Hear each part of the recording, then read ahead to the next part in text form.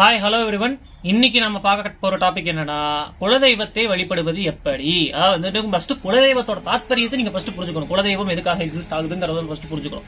ஏன் நம்ம நாட்டுல மட்டும் குலதெய்வத்துக்கு ஒரு பிரத்யேகமான ஒரு வழிபாடு முறை இருக்கு அப்படின்னு நீங்க தெரிஞ்சுக்கணும். வெளிநாட்டுல எடுத்துக்கிட்டாலும் இது வேற விதமா இருக்குது. ஆனா சில நாடுகள்ல பட் குலதெய்வ வழிபாடு அதுக்குன்னு ஒரு ஸ்பெசிபிக் சிஸ்டம் அதுக்கு எடுத்துக்கிட்டீங்கன்னா நம்ம நாட்டுல தான் இருக்கு. நீங்க குலதெய்வ வழிபாடு ஃபர்ஸ்ட் நீங்க தெரிஞ்சுக்கணும்னா நீங்க ஃபர்ஸ்ட் நீங்க என்ன புரிஞ்சுக்கணும்னா, ஃபர்ஸ்ட் நம்மளோட ரத்தத்துக்கு என்ன தெய்வம் சூட் ஆகுமோ அதுதான் குலதெய்வமா காலப்போக்கில் வந்தது.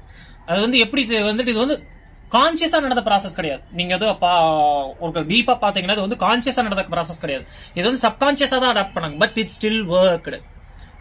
அனதர் ஆஸ்பெக்ட் இதுக்கு என்னன்னா, நம்ம குலத்தோட அந்த ஜெனடிக் ஸ்டெயினை ஸ்ட்ராங்கா வச்சுக்கணுங்கிறதுக்காகவும் இது இருக்கு. இதுல சோசியாலஜி ஆஸ்பெக்டும் இருக்கு. எடுத்துக்கிட்டோம்னா இந்த கேஸ்ட் சிஸ்டம் இருக்குல்ல, இந்த கேஸ்ட் சிஸ்டம் ஸ்ட்ராங்கா இயங்குறதுக்காக தான் குலதெய்வங்கள் கட்டமைக்கப்பட்டதுங்கிற கான்ட்ரவர்ஷியல் வியூ ஆக்சுவலி உண்மைதான். இந்த சோசியாலஜிக்கல் ஆஸ்பெக்ட் நிறைய பேர் பாக்குறதே இல்ல.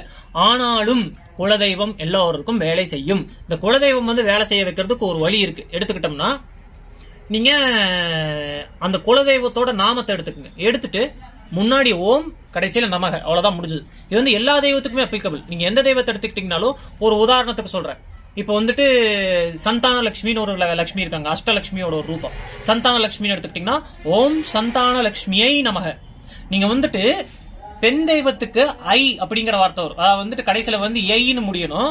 நீங்க ஆண் தெய்வத்துக்கு அந்த ஐன்னு முடியாது, யான்னு முடியும். இப்ப ஓம் நம சிவாய ய அப்படின்னு முடியும். ஈ வராது, அந்த ஐ வராது. ஓகேவா? அப்ப நீங்க எந்த தெய்வத்தை வழிபட்டாலும் அந்த தெய்வத்தோட அந்த பிரதான மந்திரம் எடுத்துக்கிட்டீங்கன்னா, ய மேல் தெய்வத்துக்கு, ஆண் தெய்வத்துக்கு யான்ங்கிறதுல முடியும். ஃபீமேல் தெய்வத்துக்கு ஐன்னு முடியும். இதை நீங்க கரெக்டா புரிஞ்சுக்கிட்டீங்கன்னா, நீங்க இந்த மந்திரத்தை நீங்க பாட்டுக்கு உபாசனை பண்ண வைக்கலாம். இப்ப என்னோட தெய்வத்தை சொல்ற பாருங்களேன், செல்லியாண்டி அம்மன் வச்சுக்கங்களேன். ஓம் செல்லியாண்டி ஓம் செல்லியாண்டி தேவியை நமக, ஒரு செல்லியாண்டி அம்பாள் நமக அப்படின்னு சம்திங் லைக் தட். ஓகே, இது எதுக்கு நான் உங்களுக்கு சொல்றது, இந்த ஓம் நமக தான் அக்ஷரம் அப்படிங்கிற போது இந்த மந்திரத்தோட சக்தியை உருவேற்றுறது அதுதான். அப்படி பாத்தீங்கன்னா இந்த யா, இது ஞாபகத்தில் வச்சுக்கோங்க. யா இஸ் ஃபார் மேல் தெய்வம், யை இஸ் ஃபார் ஃபீமேல், பெண் தெய்வம். இந்த பெண் தெய்வத்துக்கும் ஆண் தெய்வத்துக்கு இருக்கிற இந்த கடைசி அந்த அக்ஷரங்களை சேர்த்தி நீங்க இந்த மந்திரத்தை உருவாக்கலாம். இது எல்லா தெய்வத்துக்கும் இருக்கும். இப்ப சாமுண்டேஸ்வரி இருக்குங்களே, ஓம் ஐம் ஹ்ரீம் க்ளீம் சாமுண்டாயை விச்சே. நீங்க சாமுண்டேஸ்வரி உங்க குலதெய்வம்னா நீங்க அப்படி வழிபடலாம். ஓம் காளிகாயை நமக, காளி உங்க குலதெய்வம்னா அங்க பாருங்க யைன்னு வருது உங்களுக்கு. காளி காயை, அந்த நீங்க மந்திரத்தை அதை சேர்த்தும் போது உங்களுக்கு இதாயிரும். அப்படிங்கிற போது நீங்க இந்த ஆஸ்பெக்ட் நீங்க ஃபர்ஸ்ட் அண்டர்ஸ்டாண்ட் பண்ணணும். இந்த குலதெய்வத்தோட இன்னொரு டைமென்ஷன் நான் உங்களுக்கு சொல்றேன். குலதெய்வத்தோட இன்னொரு டைமென்ஷன் எடுத்துக்கிட்டோம்னா, உங்களோட ரத்தத்துக்கு என்ன குணாதிசயங்கள் எது கொடுத்தா உங்களுக்கு வெற்றி கிடைக்குங்கிறது அந்த குலதெய்வத்தோட தன்மையோட மேட்ச் ஆகும். இப்போ சே ஃபார் எக்ஸாம்பிள், ஒரு சில ரத்தத்துல எடுத்துக்கிட்டீங்கன்னா அவங்களுக்கு ஜெனராசிட்டி ஜாஸ்தியா இருக்கும். அந்த ஜெனராசிட்டி ஒரு லெவல்ல அந்த தெய்வத்தோட லிங்கடா இருக்கும், அந்த குலதெய்வத்தோட லிங்கடா இருக்கும். இப்போ ஒரு ஜெனடிக்ஸ்ல எடுத்துக்கிட்டீங்கன்னா பலம் அவங்களோட ஸ்ட்ரென்த் வைங்களேன். அந்த ஸ்ட்ரென்த், அதாவது பிசிக்கல் ஸ்ட்ரென்த்ங்கிறது அந்த தெய்வத்தோட சூட்டபிளா இருக்கும். சே ஃபார் எக்ஸாம்பிள், வராகமூர்த்தி உங்களோட தெய்வமா இருக்கும். வராகமூர்த்தி எடுத்துக்கிட்டீங்கன்னா பிசிக்கல் ஸ்ட்ரென்த்துக்கான தெய்வம். அப்படிங்கிற போது ஒரு குலதெய்வத்தோட தன்மை அந்த ஜெனடிக்ஸோட லிங்கடா இருக்கும். அதே சமயத்துல ஒவ்வொருத்தவங்களோட வீக்னஸும் அந்த குலதெய்வத்தோட லிங்கடா இருக்கும். தெய்வத்துக்கு வீக்னஸே இல்லைன்றலாம் ஒண்ணும் கிடையாது. ஆனானப்பட்ட காளியவே வசியம் பண்ண முடியும், ஆனானப்பட்ட தெய்வங்களே வசியம் பண்ண முடிகிற போது வசியம் பண்ண முடியுதுன்னா அவங்களுக்கு ஏதோ ஒரு வீக்னஸ் இருக்குன்னு அர்த்தம். அவங்க சர்வசக்தி படைச்சவங்களா இருந்தாலும் they will have some weakness.